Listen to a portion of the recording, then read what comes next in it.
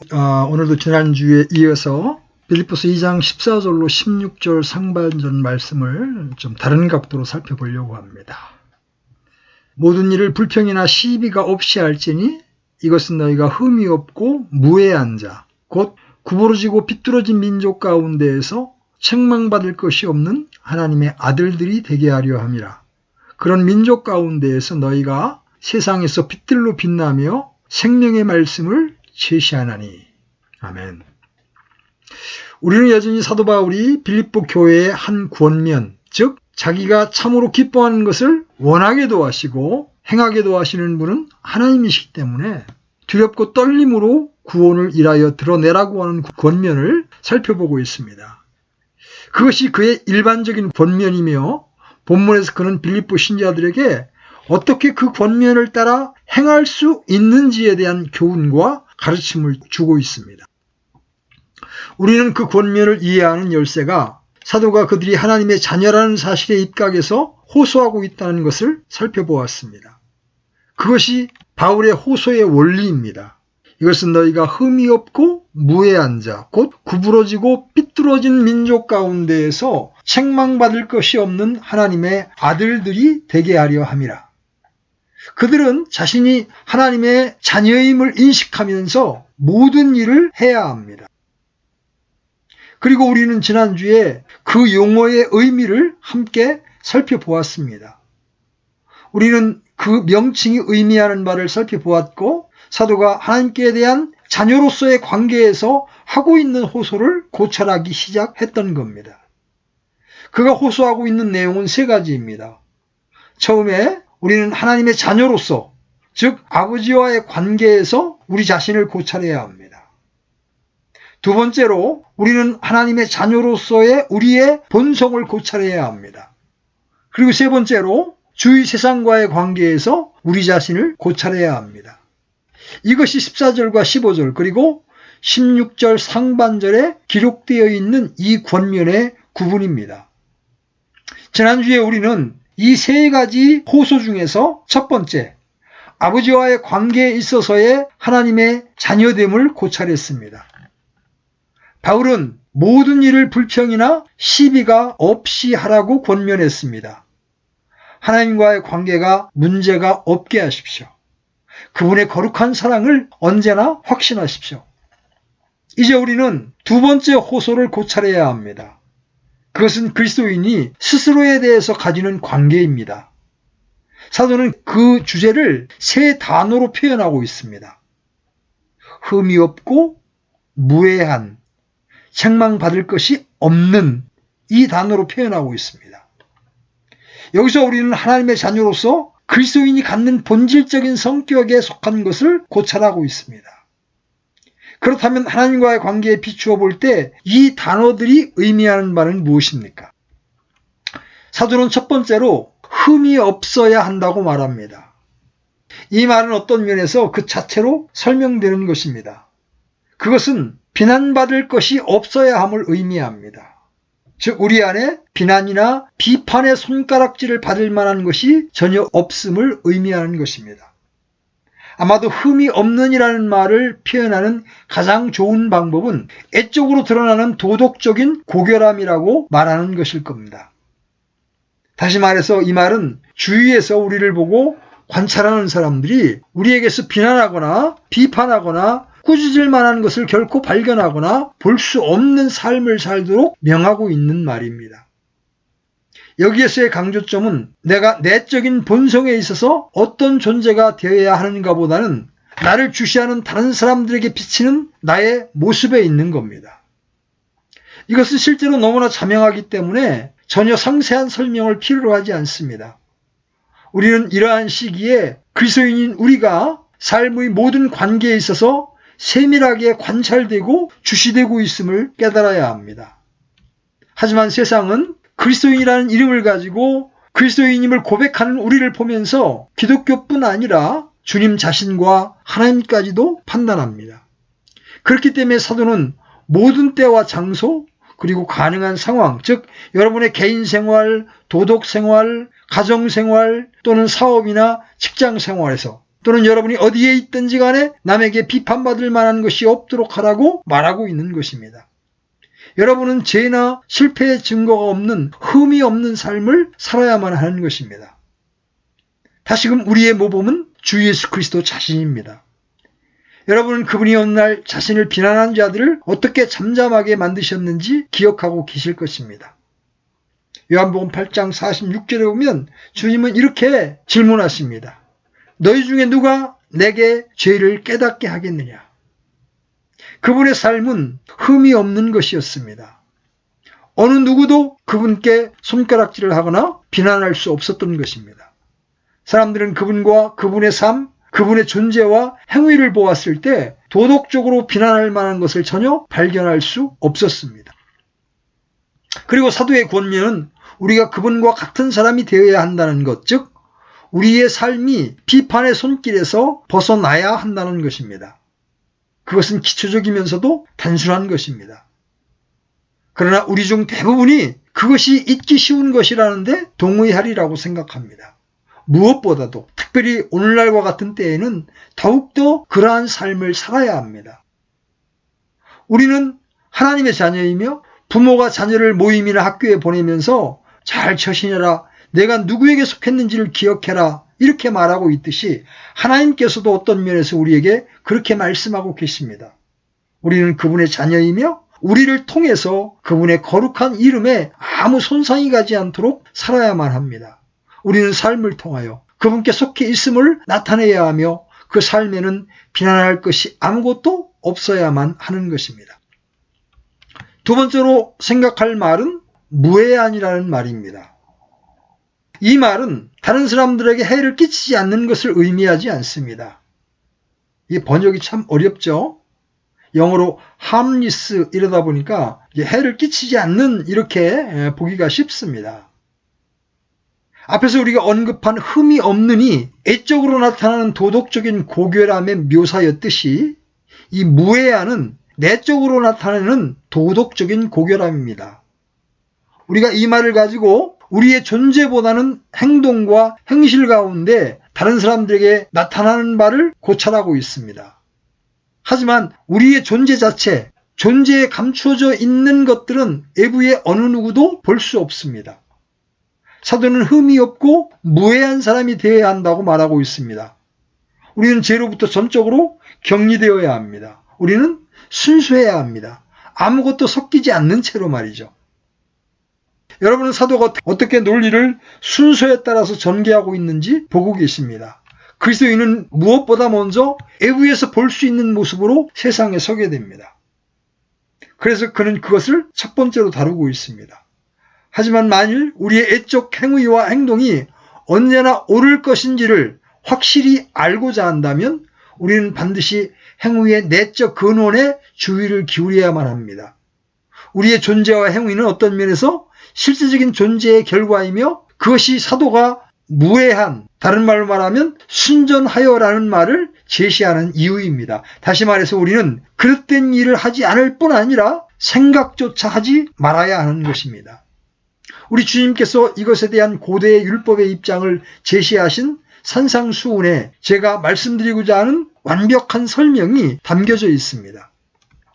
주님께서는 간음하지 말라는 계명이 사실상 나는 너희에게 이르노니 누구든지 여자를 보고 그녀에게 음욕을 품는 자는 이미 마음속으로 그녀와 간음하였느니라는 내용을 포함하고 있음을 말씀하셨습니다. 하나님의 세계에서는 정욕이나 음욕을 품는 것이 행위와 마찬가지로 정죄의 대상이 됩니다. 탐심을 품는 것은 도둑질하는 것과 다름없습니다. 행위만이 비난과 비평을 벗어나야 할 뿐만 아니라 생각, 행동의 근원과 동기 또한 악하고 제약된 것으로부터 전적으로 자유로워야 하는 겁니다. 악으로 시험받지도 아니하시고 친히 아무도 시험하지 아니하시며 빛들의 아버지시며 변함도 없으시고 회전하는 그림자도 없으신 하나님의 자녀인 우리는 흠이 없고 순전해야 합니다. 하나님께는 아무런 어둠도 존재하지 않습니다. 그분은 성결하시고 절대적으로 거룩하시며 어떤 악으로도 더럽혀지지 않으십니다. 그것이 그리스도인들의 궁극적인 기준입니다. 그리스도인은 흠이 없을 뿐 아니라 무해한 자라야 합니다. 그것이 우리의 본질적인 성품이어야만 하는 것입니다. 바울은 자신의 묘사를 마치기 위해서 또 하나의 표현, 책망할 것이 없는 이 표현을 사용하고 있습니다. 그것은 다른 두 표현의 요약입니다. 왜냐하면 그것은 전혀 흠이 없음을 의미하고 있기 때문입니다. 그리스도인에게는 어떤 경우에든지 이러한 완전한 표본에 흠을 낼 수 있는 것이 아무것도 없어야 합니다. 흠이나 점 또는 질병을 나타내는 것이 없어야만 하는 것입니다. 그것이 신약성경 가운데 그리스도인들을 위해서 세워진 기준 또는 모범이며 우리가 달성해야 할 목표이자 획득하기 위해 애써야 하는 위치입니다. 그리고 이 모든 것의 이유는 우리가 하나님의 자녀이기 때문이며 또 아무리 선하다 해도 지나칠 수 없기 때문입니다. 우리는 점점 더 아버지를 닮아가야 합니다. 하나님께 감사하게도 신약성경에는 어느 날 우리가 흠이 없고 순전하여 책망받을 것이 없는 존재들이 되리라는 약속이 있습니다. 그것은 이제 능히 너희를 보호하사 넘어지지 아니하게 하시고 넘치는 기쁨으로 자신의 영광이 있는 곳 앞에 흠없이 너희를 제시하시는 분이 계시기 때문입니다. 그리고 그동안에 우리가 할 일은 그러한 일들을 위해 애쓰는 것입니다.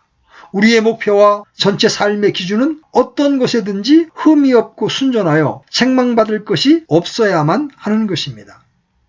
하지만 이제 여러분은 바울이 이 모든 것을 권면하고 있는 이유가 단지 그가 우리에게 관심을 가지고 있기 때문이라든지 이 모든 것이 중요하다는 이유 때문이 아니라 그리스도인이 주위의 세상에 대해서 가지는 관계에 너무나 큰 관심을 가지고 있기 때문이라는 사실을 보고 있습니다.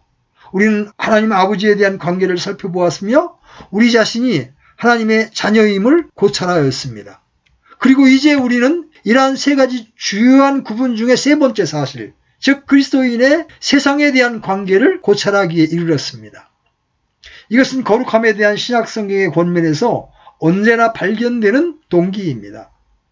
거룩해지기 위해서 수도사나 수행자 또는 은자가 되어야 한다는 암시는 전혀 존재하지 않습니다.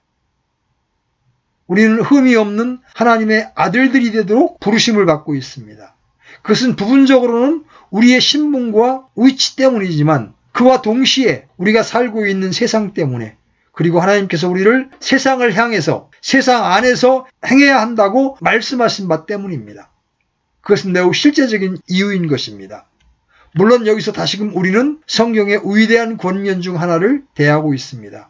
그것은 그리스도인들이 주변의 세상과의 관계에서 자신을 살펴야 한다는 호소입니다. 그것은 신약 성경에만 국한되지 않습니다. 여러분은 그러한 권면을 구약 성경에서도 명백히 발견하실 수 있습니다. 하나님께서는 자신의 백성이 되도록 이스라엘을 택하셨습니다. 따라서 출애굽기, 레위기, 민수기 그리고 신명기에서 발견되는 모든 규칙과 규례들은 우리가 여기서 함께 고찰하고 있는 이 권면을 상세하게 자세하게 설명한 것에 불과합니다. 하나님께서는 이스라엘의 자녀들에게 너희는 나의 자녀이기 때문에 다른 종류의 삶을 살아야 하며 다른 민족들로부터 스스로를 구별해야 한다고 말씀하셨습니다. 내가 거룩하니 너희도 거룩할지어다. 이것은 대단한 권면인 것입니다. 오늘날 그리스도인들은 이러한 권면을 절박하게 필요로 하고 있습니다. 우리는 작고도 점점 감소되는 무리에 불과하지만 세상에 관계하고 있습니다. 그리고 우리가 깨달아야 하는 첫 번째 사실은 세상과 우리의 관계와 세상에 대한 우리의 책임 그리고 그런 관계를 염두에 두고 하나님께서 우리를 세상으로 부르셨다는 것입니다. 아마도 이 문제가 오늘날보다 더 긴박하고 힘들었던 적은 결코 없었을 것입니다. 이것은 우리가 사도의 권면에 사용되고 있는 용어들을 고찰해야만 하는 이유입니다. 제가 세상에 대한 그리스도인의 관계에 대해서 이야기할 때 의미하는 바는 정확히 무엇일까요? 여기에서의 세상은 실제로 그리스도인이 아닌 사람들의 정신상태와 삶의 양식을 의미합니다. 저는 물질적이거나 물리적인 의미에서의 세상이 아니라 하나님의 자녀가 아닌 사람들의 사물을 바라보는 견해와 방식을 말하는 겁니다. 그러므로 우리는 그러한 특별한 의미에서 세상에 대한 그리스도인의 관계를 살펴볼 것인데 바울이 첫 번째로 이야기하고 있는 것은 그리스도인이 세상과 전적으로 다르다는 것입니다. 사도가 사용하고 있는 단어와 표현들이 이 사실을 충분히 밝혀주고 있습니다. 이러한 표현은 사도가 세상 자체를 묘사하기 위해서 사용하고 있는 표현과 대조해 볼 때 특히 중요합니다. 그는 세상이 구부러지고 비뚤어져 있다고 말하고 있습니다. 잠시 멈추고 이 말들을 살펴봅시다. 구부러지고라는 말은 부정직한 것, 그 자체가 애적으로 삐뚤어지고 왜곡되어 있음을 드러내는 것입니다. 그것은 행동과 행위의 구부러짐입니다. 반면에 비뚤어지라는 말은 내적인 특성을 묘사합니다. 그것은 내적인 왜곡된 본성을 의미합니다. 따라서 여기에는 완전한 조화가 관찰되고 있습니다. 사도는 무해하다는 것은 구부러진 것과 반대이며 흠이 없다는 것은 삐뚤어진 것과 반대라고 말하고 있습니다. 바울은 이렇게 그리스도인들, 즉 하나님의 자녀들인 우리에게 우리가 그리스도인이 아닌 사람들과 전적으로 본질적으로 다르다는 이 위대한 원칙을 역설하고 있는 것입니다. 비그리스도인은 바르지 못하고 비뚤어져 있습니다. 여러분은 그를 볼 때 행동과 행위의 왜곡을 보게 됩니다. 그러나 그리스도인의 행동에는 왜곡과 비뚤어짐이 없어야 합니다. 그의 삶은 흠이 없는 삶이어야 하는 것입니다. 그리고 내적인 의미에서 두 사람을 볼 때도 동일한 원칙을 발견하게 됩니다. 그리스도인은 순결하고 순전하고 순수하며 섞인 것이 없어야 합니다. 불경건한 사람, 비그리스도인의 본질적인 특징이 왜곡되고 비뚤어짐인 반면에 그리스도인의 본성과 인격에는 왜곡이나 비뚤어짐이 전혀 없어야만 하는 것입니다. 비그리스도인은 행동뿐만 아니라 본성 자체가 어그러져 있습니다. 왜냐하면 행동은 본성에서 나오기 때문입니다. 이처럼 우리는 하나님의 자녀는 본질적으로 그리스도인이 아닌 사람과 다르다는 것을 명백히 보게 되는 것입니다. 하지만 사도는 다음 구절에서 이 대조를 확연하게 보여주고 있는 것 같습니다. 거기서 그는 우리가 세상의 빛으로 나타나야 한다고, 즉 빛나야 한다고 말하고 있습니다. 빛은 실제로 발광체를 의미합니다. 그것은 일반적으로 하늘의 달과 별을 의미하는 데 사용되는 단어입니다. 그러므로 사도는 이 세상에서 그리스도인은 밤중에 빛나는 달과 별과 같다고 말하고 있는 것입니다. 이 말씀에서 배우게 되는 첫 번째 사실은 달과 별이 겉모습뿐만 아니라 그 본질의 성격에서 어두움과 다르듯이 그리스도인은 절대적으로 본질적으로 달라야 한다는 것입니다. 빛의 성격은 어둠의 성격과 본질적으로 다릅니다. 따라서 바울은 우리가 빛이 어둠과 다른 것 같이 달과 별들이 밤의 어둠과 다른 것 같이 달라야 한다고 말하고 있습니다. 우리의 거룩함은 우리가 살고 있는 이 세상에서 어둠과 죄와 악의 밤과 철저하게 대조되는 가운데 뚜렷이 나타나야 하는 것입니다. 그러나 사도 바울이 사용하고 있는 이러한 표현들은 불필요한 것이라고 할 수도 있습니다. 어떤 면에서 모든 것은 하나님의 아들들이라는 문구 자체에 표현되었기 때문입니다. 가문이 중요하다는 말이 있는데 그 말은 전적으로 옳은 말입니다. 여러분은 그 자녀들을 보고 그 부모에 대해 많은 것을 이야기할 수 있습니다. 자녀들은 흔히 그 부모를 반영합니다. 여러분은 아이들의 행실을 보고 그 부모와 그 아이가 자라난 가정에 대해 많은 것을 알 수 있습니다. 바울은 우리가 하나님의 자녀라고 말하고 있습니다. 앞에서 살펴보았듯이 이것은 그리스도인들에게만 해당됩니다. 세상은 그리스도인들과 그렇지 않은 자들로 나누어져 있습니다. 그러므로 이 두 그룹 간에 철저한 차이가 있는 것은 마땅하지 않겠습니까? 우리는 출생과 본성과 훈련이나 그 어느 것에 의해서도 전혀 다른 위치에 있고 이러한 하나님의 성품이 없는데도 우리가 하나님의 성품에 참여하는 자들이며 하나님께서 성령을 통하여 가르쳐 주신 사실대로 하나님이 우리 아버지시라고 말할 수 있습니까? 참으로 안타까운 일은 우리가 우리 안에 하나님의 성품을 소유하고 있음을 인식하면서도 본질적으로 다르다는 것을 보여주려고 하지 않는다는 것입니다. 제가 금세기의 그리스도인과 18세기 청교도 시대의 그리스도인 간의 가장 커다란 차이를 비기독교적인 세상과 본질적으로 달랐던 그들의 태도라고 한다면 부당한 일이 되겠습니까? 저는 제1차 세계대전이 이 문제에 대해서 큰 책임을 가지고 있다고 생각합니다. 그 당시 군대에 다른 모든 사람과 너무나 똑같았기 때문에 훌륭한 그리스도인으로 간주되었던 군목이 있었습니다. 그는 다른 모든 사람과 똑같이 행동했습니다. 사람들은 그를 보고 이 얼마나 훌륭한 그리스도인인가라고 말했습니다. 그러나 그것은 신약 성경이 그리스도인을 묘사하고 있는 방식이 아닙니다. 그리스도인들은 다른 모든 사람과 매우 비슷한 사람들이 아닙니다. 그들은 세상 또는 마귀의 자녀가 아니라 하나님의 자녀이며 다른 모든 사람과 전혀 달라야만 하는 것입니다. 세상과 같아지고자 하는 무가치한 소원을 가지고 있으며 세상과 다른 모습을 나타내기를 두려워하는 명목뿐인 그리스도인들은 부끄러움을 느껴야 합니다. 구약 성경이 제가 말하고자 하는 모든 것을 너무나도 완벽하게 표현하고 있기 때문에 저는 그것을 이렇게 표현할 수 있습니다. 그리스도인은 모세와 같은 사람이어야 한다고 말입니다. 모세가 하나님과 말씀을 나누기 위해 산에 올라갔을 때 하나님과의 대화와 교제의 결과로 그의 얼굴은 빛나기 시작했습니다. 그가 산에서 평지로 내려왔을 때 그의 빛나는 얼굴은 하나님의 거룩하심을 여전히 반영하고 있었습니다. 이스라엘 자손들은 그 모습을 보고 크게 두려워하였으며 모세는 그들에게 말하는 동안 수건으로 얼굴을 가려야 했습니다. 여러분과 저는 그와 같은 사람이 되어야 합니다. 하나님의 광채가 우리의 얼굴과 인격 전체에 비쳐서 세상의 빛처럼 하늘의 발광체처럼 사회에서 두드러지게 나타나야 하는 것입니다. 이제 계속해서 두 번째 요점을 고찰해 보겠습니다. 세상과 우리와의 관계에 있어서 우리 그리스도인들은 세상을 책망하고 경고해야 합니다. 사도가 사용하고 있는 표현들은 이러한 사실을 철저하고도 명백하게 밝혀주고 있습니다. 우리는 세상의 빛으로 살아야 합니다. 성경이 이것에 대해서 요한복음 3장 20절에서 말씀하고 있는 바를 고찰해 보십시오. 이는 악을 행하는 자마다 자기 행위를 책망받을까 염려하여 빛을 미워하고 또 빛으로 나오지 아니하기 때문이라. 또 바울은 에베소 5장 13절에서 이렇게 말하고 있습니다. 그러나 책망받는 모든 것은 빛으로 말미암아 밝히 드러나게 되나니 무엇이든지 밝히 드러나게 하는 것은 다 빛이니라. 빛의 기능 중 한 가지는 어둠의 일들을 꾸짖고 밝히 드러내는 것입니다. 여러분과 저는 그리스도인으로서 하나님의 자녀로서 세상에 비춰야 합니다. 그것은 우리가 우리의 존재 때문에 주위의 어둠에 감추어진 일들을 꾸짖고 밝히고 노출시켜야 함을 의미합니다.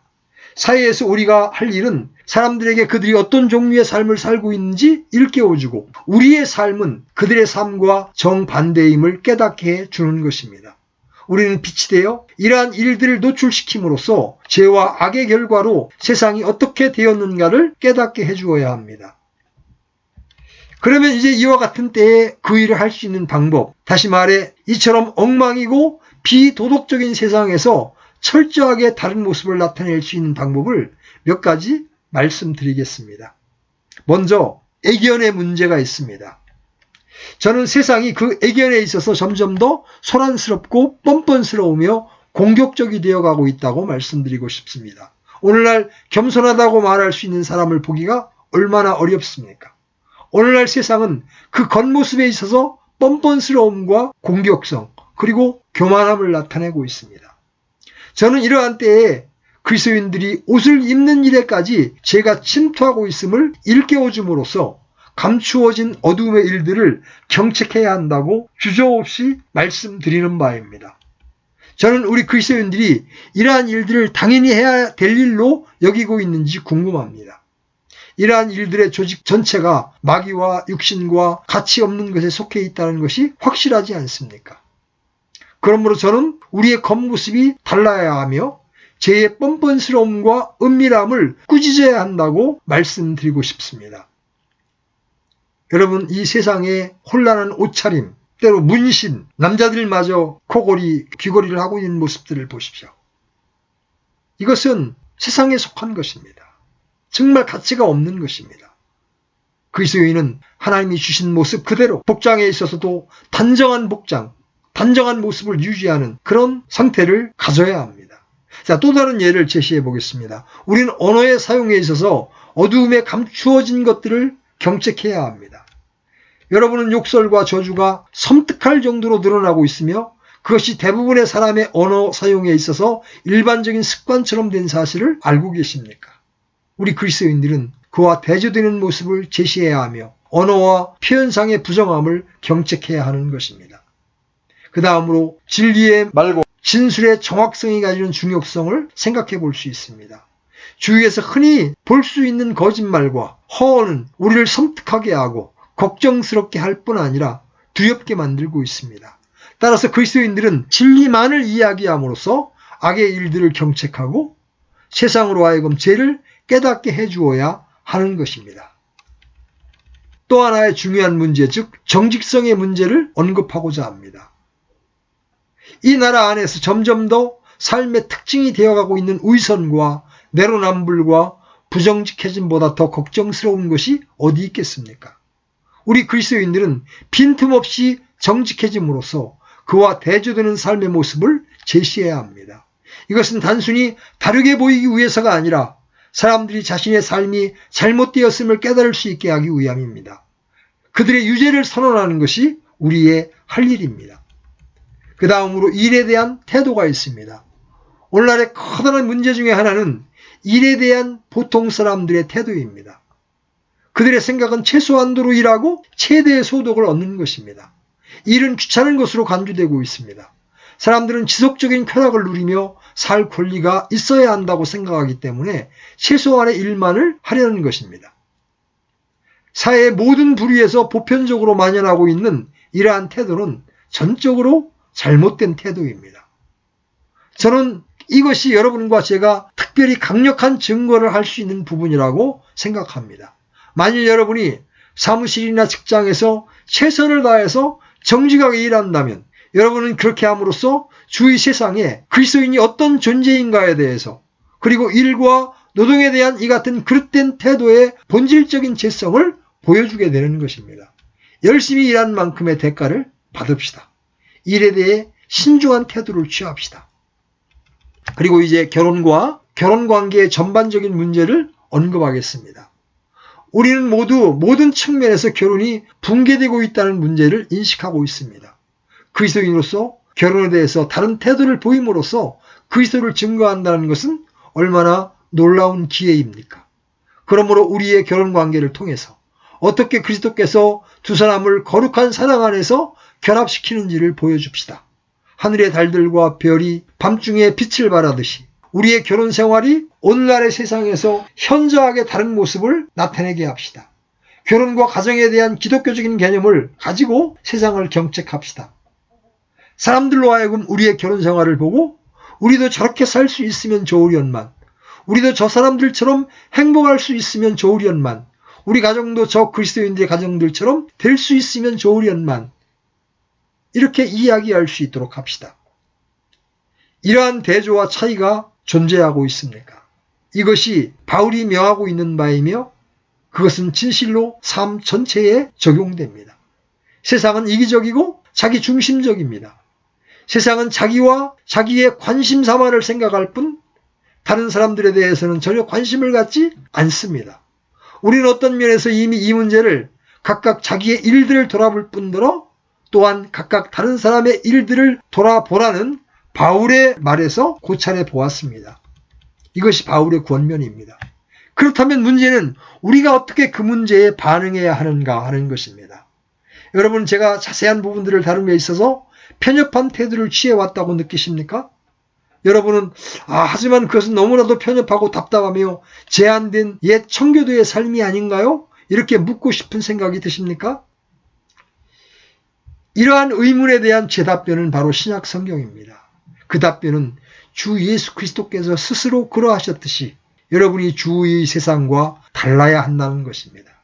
흠이 없고 무해하며 책망할 것이 없는 것 말입니다. 만일 여러분이 하나님의 자녀이고 아버지를 사랑한다고 말하며 그분께 영광을 돌리고자 한다면 제가 여러분에게 호소할 내용은 바로 그것입니다. 우리는 현대 세상의 음란함과 악함, 교만함과 시끄러움, 끔찍스러운 부도덕함을 드러내고 노출시켜야 합니다. 우리는 거룩한 빛을 비춤으로써 세상을 빛으로 인도해야 합니다. 그리고 제가 이미 말씀드린 바와 같이 우리는 단지 그런 식으로 세상을 경책해야 할 뿐 아니라 경고해야 합니다. 등대가 배에게 그 배를 침몰시킬 암초가 있음을 경고해 주듯이 여러분과 저는 이 시대와 세대, 주위 사람들에게 그들의 일들이 지금 도덕적인 혼란을 가져올 뿐만 아니라 더 큰 실패로 인도하리라는 사실을 경고해야 하는 것입니다. 이러한 도덕적 타락은 나라를 파멸시킬 수 있습니다. 그것은 고대 로마를 멸망시켰던 것처럼 우리가 속해 있는 나라들을 파멸에 이르게 할 수 있습니다. 로마는 그 중심의 도덕적 부패 때문에 멸망했습니다. 도덕적 부패는 언제나 모든 면에서 파괴를 초래합니다. 우리는 이 사실을 경고해야 합니다. 우리는 그들 앞에 놓여있는 죽음, 하나님의 심판, 그리고 영원한 파멸을 경고해야 하는 것입니다. 다음 주에 우리는 생명의 말씀을 제시해야 한다는 그 호소의 긍정적인 부분을 계속해서 고찰할 것입니다. 그래서 이제 이 부정적인 권면을 오늘로 끝마치고자 합니다. 우리는 세상이 우리로 말미암아 죄를 깨닫게 되는 방식으로 삶을 살아야 합니다. 우리는 빛이 됨으로써 감추어지고 숨겨진 어둠의 일들을 노출시켜야 합니다. 우리는 우리의 존재를 통하여 이 구부러지고 비뚤어진 거스르는 세대에게 회개하고 주님께 돌아오지 않는 한 그들에게 임할 끔찍하고도 급박한 위험과 보응과 파멸 그리고 궁극적인 심판에 대해서 엄중하게 경고해야 하는 것입니다. 하나님의 자녀가 된다는 것은 얼마나 복된 특권입니까? 이와 같은 시대, 이와 같은 때에 하나님 아버지를 대표하는 것이 얼마나 두렵고 큰 책임입니까? 오늘 말씀처럼 우리는 흠이 없고 순전한 자들이 되어 다시 말해서 책망받을 것이 없는 하나님의 아들들이 되어서 이 세상에 빛을 비추어야 합니다. 하나님께서 오늘도 이런 우리를 원하셔서 말씀과 성령을 통하여 우리를 가르치시고 인도하고 계신 것입니다. 우리는 오직 이러한 하나님의 갈망 앞에 아멘으로 화답해야 하는 것입니다.